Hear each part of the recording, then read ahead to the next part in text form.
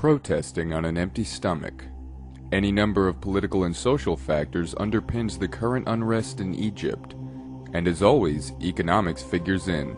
The upheaval has shined a light on two serious problems facing the country. Most jobs pay too little, and most food costs too much.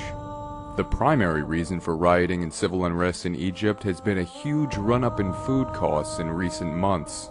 According to the Food and Agriculture Organization of the United Nations, the worldwide food price index is at an all-time high, surpassing its 2008 peak, when skyrocketing costs caused global rioting and pushed as many as 64 million people into poverty.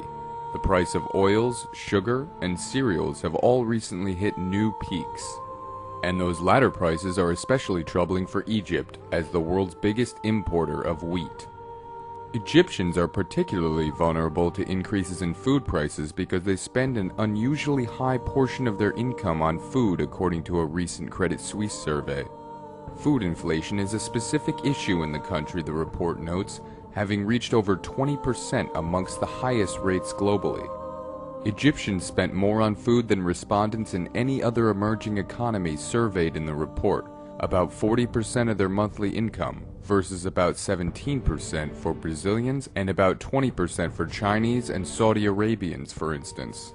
Although it is true the average American family currently spends only 13% of their total annual expenditures on food compared to 34% of their expenditures on housing, NIA projects that by the year 2015 the average American family will be spending as much as 40% of their total annual expenditures on food and as little as 10% on housing.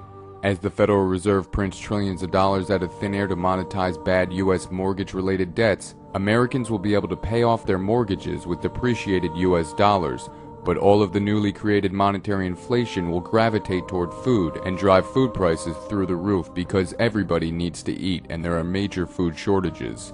NIA is 100% confident that the violence in Egypt today over food inflation will spread to the U.S. later this decade when the U.S. dollar becomes worthless and Americans can no longer take food for granted.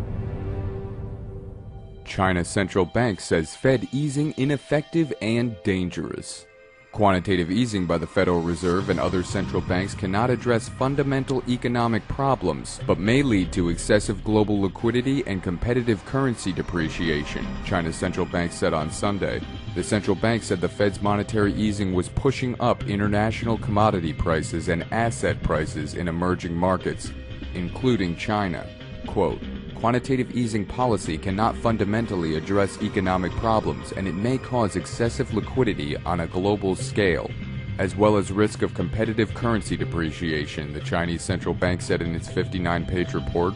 It is creating imported inflation and short-term capital inflows, pressuring emerging markets, it said. Sure, the Fed's quantitative easing is dangerous to China if they keep their currency peg and continue propping up the U.S. dollar. However, China has no need to participate in the competitive currency depreciation.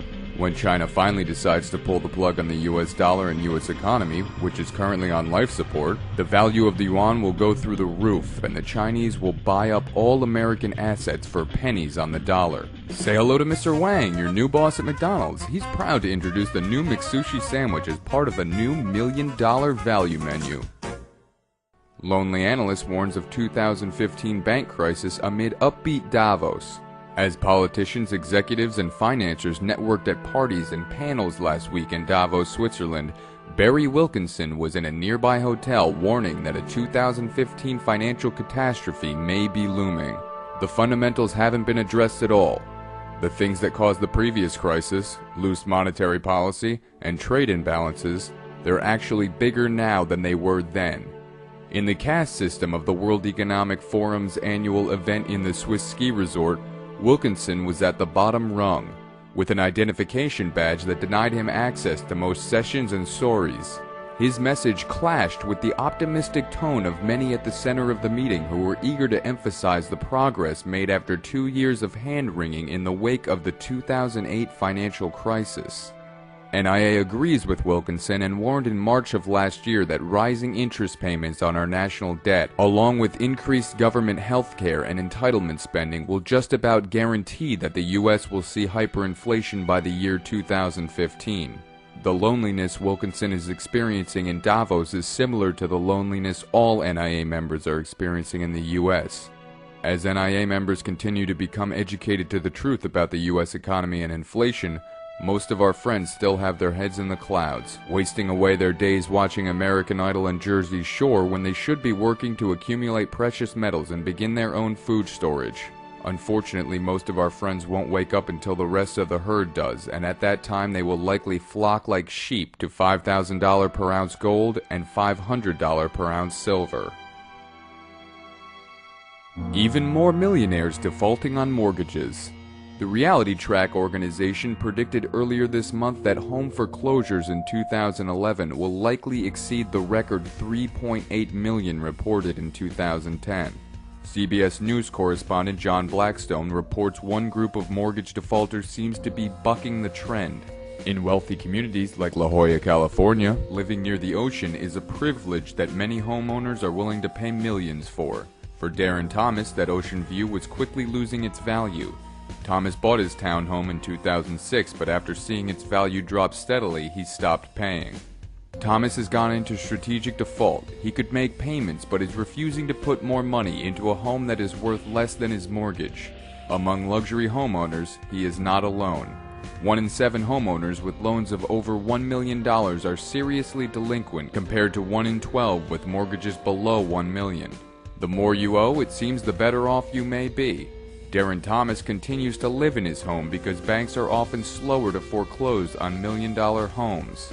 In Huntington Beach, California, realtors say banks can be slow to foreclose on luxury homes because an empty house can be bad for everyone's bottom line.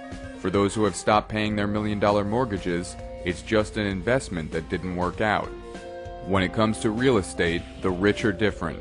They can be just as ruthless as bankers. So let me get this straight.